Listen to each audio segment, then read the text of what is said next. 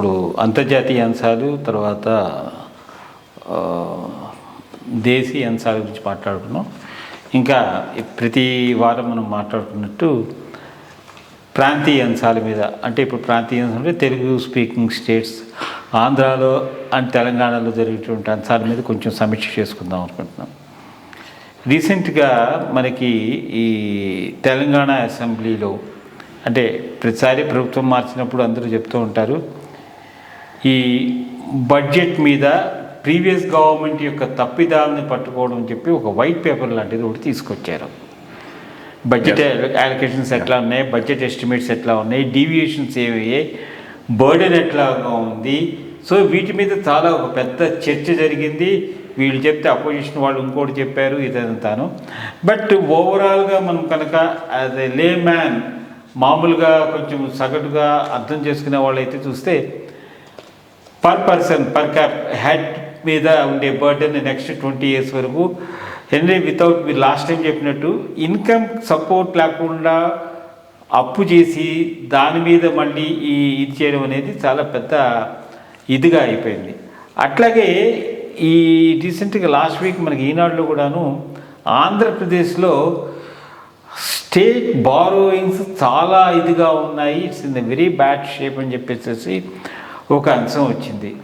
So దీని మీద కూడాను కొంచెం క్లుప్తంగా, అంటే ఫైనాన్స్ సంబంధించి బోత్ స్టేట్స్లో ఎట్లా ఉన్నాయి ఏమిటి, దీని మీద ఈవెన్ నేను కూడా నేషనల్గా కూడా ఒక విధమైనటువంటి లెజిస్లేషన్ ఇవన్నీ తీసుకురాకపోతే ఆఖరికి మనం ఎక్కడికి వెళ్ళిపోతామో కూడా చాలా ఇదిగానే ఉంది. తర్వాత ఇంకోటి ముఖ్యంగా మనం చూసుకోవాల్సింది ఏంటంటే, రీసెంట్గా హాట్ టాపిక్గా వచ్చిన వాటిల్లో మనం చూసుకునేది మన తెలంగాణలో చీఫ్ మినిస్టర్ గారు ప్రొటెక్టింగ్ గవర్నమెంట్ ల్యాండ్స్ ప్రతిసారి వస్తూనే ఉంటుంది. ఎవరు పొలిటికల్ పార్టీ వాళ్ళకి ఇస్తూ ఉంటారు, ల్యాండ్స్ తీసుకుంటూ ఉంటారు, మళ్ళీ దాన్ని కట్టరు, దాని ల్యాండ్ బ్యాంక్ని డెవలప్ చేసుకుని డబ్బులు చేసుకుని అమ్మేసుకుని ఉంటారు. ఇన్ఫ్యాక్ట్ నాకు వన్ ఆఫ్ ది థింగ్స్ తెలుసు, మీరు సిసిలియా కింద ఉన్నప్పుడు I think you're the first person, ఎవరెవరైతే ఇక్కడ జూబ్లీహిల్స్లోనూ అక్కడ పెద్ద పెద్ద వాళ్ళందరూ the purpose for which the lands have been allotted has been misused and commercial పర్పసెస్కి వీటికి వాటికి చేసుకున్నారు. ఇప్పుడు చాలామంది వాటిని అమ్మేసుకోవడం అదంతా కూడా జరుగుతుంది. సో ఇట్లా గవర్నమెంట్ ల్యాండ్ అలాట్మెంట్ చేసేది అసలు ఏ విధంగా సబబు, అది రియల్ పర్పస్కి ఉందా, దానికి ఏమైనా టైం లిమిట్ ఉందా లేదా, అదొకటి చూసుకుందాం. తర్వాత ఇప్పుడు రీజనల్ పార్టీస్ గురించి మాట్లాడుకుంటే ఇదంతా చేస్తే ఇప్పుడు కేజ్రీవాల్ని చూసుకుని మళ్ళీ ఆయన మన former CBI director JD Lakshminarayana garu లోకల్గా ఆంధ్రప్రదేశ్లో స్వతంత్ర పార్టీ ఒకటి స్టార్ట్ చేస్తామని అంటున్నారు. ఇన్ని పార్టీస్ ఆంధ్రప్రదేశ్లో ఆయన ఇంపాక్ట్ ఎట్లా ఉంటుంది, whether he can penetrate and whether he can do make some impact in Andhra politics. ఈ 4 విషయాల మీద ఈ వారం చర్చించుకుందాం. మొట్టమొదటిగా అయితే తెలంగాణలో వైట్ పేపర్ గురించి మాట్లాడదాం. ఆ పైన ఆంధ్ర ఫైనాన్సెస్ వీళ్ళ విషయాలు మాట్లాడదాం. ప్రతి చోట వైట్ పేపరు కొత్త గవర్నమెంట్ ఎప్పుడు వచ్చినా కానీ పాత గవర్నమెంట్ చేసిన తప్పిదాలను చెప్పను, వీళ్ళకి ఈరోజు ఉన్న సమస్యలు ఏంటి, పాత ప్రభుత్వం చేసిన తప్పిదాల వల్ల మేము చేయలేకపోతున్నామని చెప్పుకోవటానికి ఈ శ్వేతపత్రాలను రిలీజ్ చేస్తూ ఉంటారు. ఇన్ఫ్యాక్ట్ అప్పుడు చంద్రబాబు నాయుడు గారు పవర్లోకి వచ్చినప్పుడు ఒకదాని మీద కాదు, ఆల్మోస్ట్ 10 శ్వేతపత్రాలు రిలీజ్ చేసినట్టు గుర్తు. అట్లాగే ఇప్పుడు కూడా వీళ్ళు ఫైనాన్సెస్ మీద శ్వేతపత్రాన్ని రిలీజ్ చేశారు. తప్పకుండా వాళ్ళకు అనుకూలంగా ఉండేటట్టుగానే శ్వేతపత్రం ఉంటుంది, దాంట్లో ఏమీ డౌట్ లేదు. కానీ ఫిగర్స్ మాత్రం రాంగ్గా పెట్టడానికి వీల్లేదు. కాబట్టి ఆ ఫిగర్స్ని మనం కాస్త అనలైజ్ చేసి మాట్లాడతాం. మొట్టమొదటిది దీంట్లో వాళ్ళు మేము ఇచ్చేసామంటే కాంగ్రెస్ ఆల్మోస్ట్ 56 నుంచి 2004 దాకా యునైటెడ్ ఆంధ్రప్రదేశ్లో రూల్ చేసింది కాంగ్రెసే కదా, చాలా కాలం. మధ్యలో తెలుగుదేశం కొంతకాలం చేసినా కానీ. కాబట్టి మేము చేసే టైంలో ఇంత బాగా చేసాం అని చెప్పుకోవడానికి ఒక పారాగ్రాఫ్ 2-3 పారాగ్రాఫ్లు కేటాయించారు. అది మనం ఇగ్నోర్ చేయొచ్చు. 1956 నుంచి 2004 దాకా ఉమ్మడి రాష్ట్రంలో తెలంగాణకు అన్యాయం జరగలేదు అనే పాయింట్ ఒకటి చాలా ప్రస్ఫుటంగా విత్ స్టాటిస్టిక్స్తో పాటు ఇవ్వటం జరిగింది. అది ఒక పోర్షన్. ఇక రెండోది బడ్జెట్ అలొకేషను, ఎక్స్పెండిచరు పొంతన లేదు, చాలా తక్కువ జరుగుతూ ఉండింది అనేది ఒక పాయింట్ పెట్టారు. అది పెద్ద ఇష్యూ కాదు నన్ను అడిగితే. ఎందుకంటే ఈ బడ్జెట్లు రాజశేఖర రెడ్డి గారి టైంలోనే అది ఫస్ట్ టైం 1,00,000 కోట్ల బడ్జెట్ అనేది మొదలెట్టారు. అప్పటి నుంచి 1,00,000, ఆ పైన 2,00,000 కోట్ల బడ్జెట్. ఇవి తెలంగాణ కూడా 2,00,000 కోట్ల బడ్జెట్ అయింది. అంటే స్మాలర్ జాగ్రఫీకి, అప్పుడు యునైటెడ్ ఆంధ్ర కదా.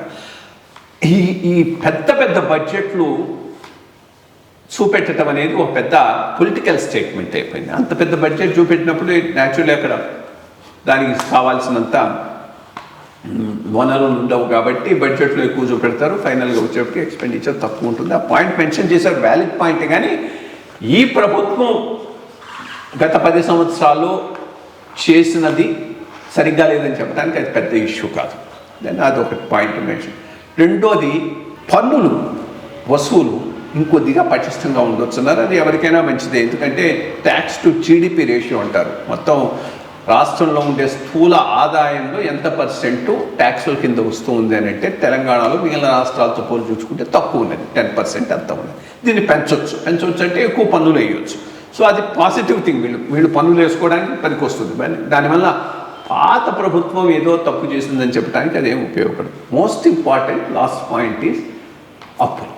ఈ అప్పుల విషయం చాలా ప్రధానంగా ఇచ్చారు. దాని విషయంలో తప్పకుండా తెలుగుదేశం అంతకుముందున్న బీఆర్ఎస్ పార్టీ ఆన్సర్ చెప్పాల్సిన అవసరం ఉంది. ఎందుకు 2014-15 ఎప్పుడైతే తెలంగాణ ప్రత్యేక రాష్ట్రం అయిందో అప్పటికి రాష్ట్రానికి అప్పులు రాష్ట్ర స్థూల ఆదాయంలో 15% వరకు ఉన్నాయి.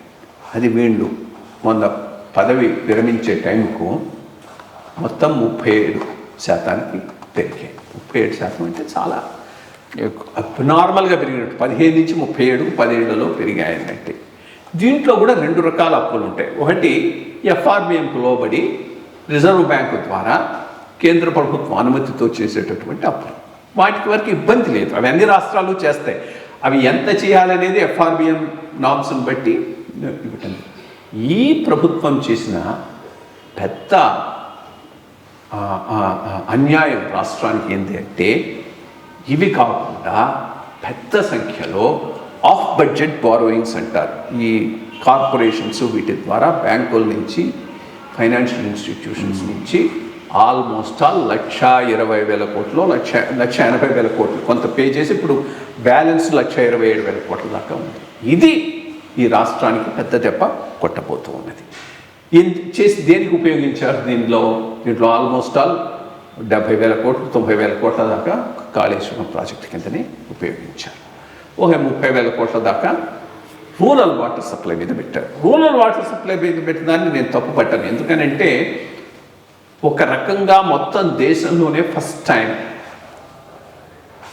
పోర్టబుల్ డ్రింకింగ్ వాటర్ ప్రతి గ్రామానికి ఇచ్చే విధంగా ఈ మిషన్ భగీరథను డిజైన్ చేయడం అనేది చాలా మంచి విషయం.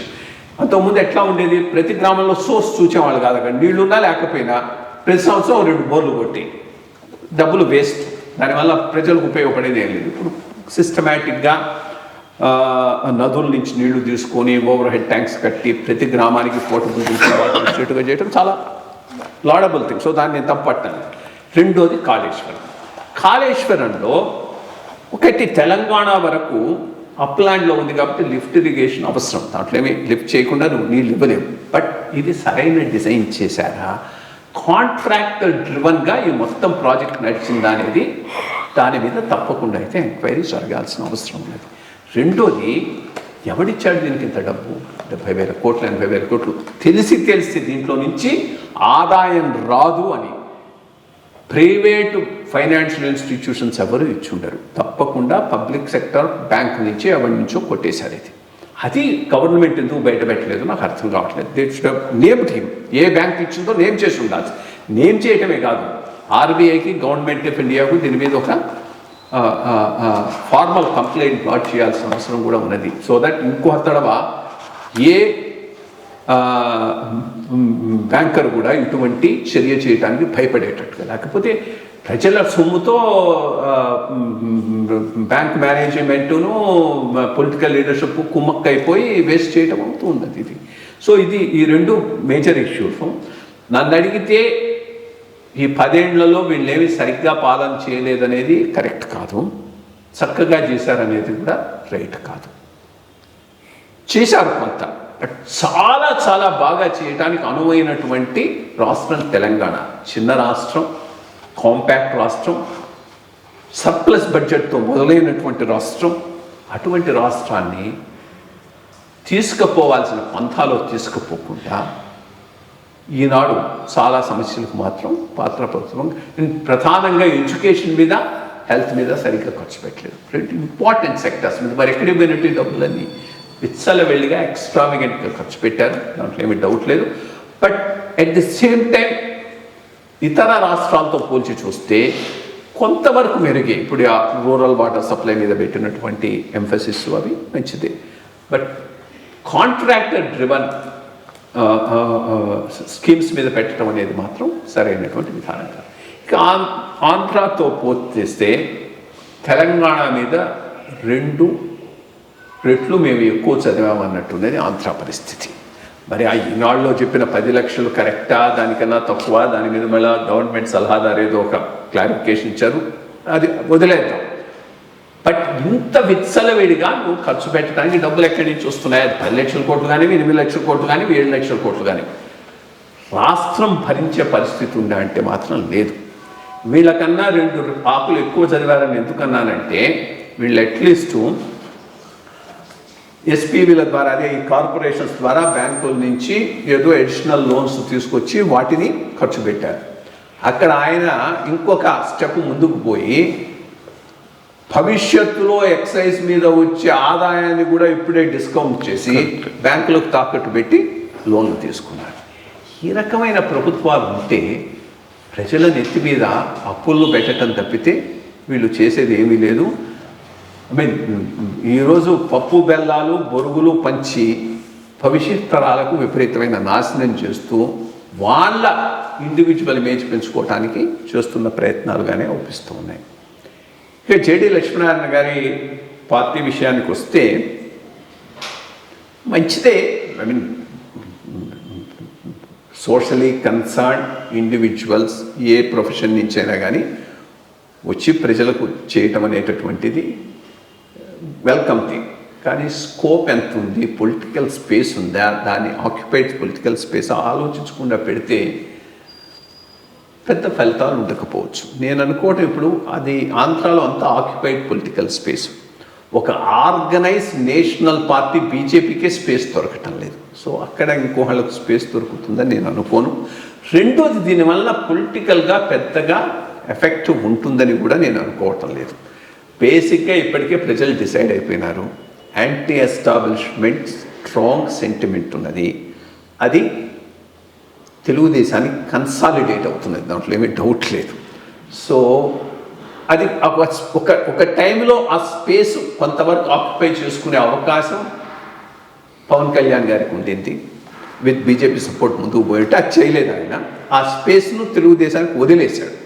వదిలేసిన తర్వాత ఇప్పుడు దానిని మళ్ళా తెచ్చుకోవటం కూడా ఆయనకు వీలు కాకపోవచ్చు.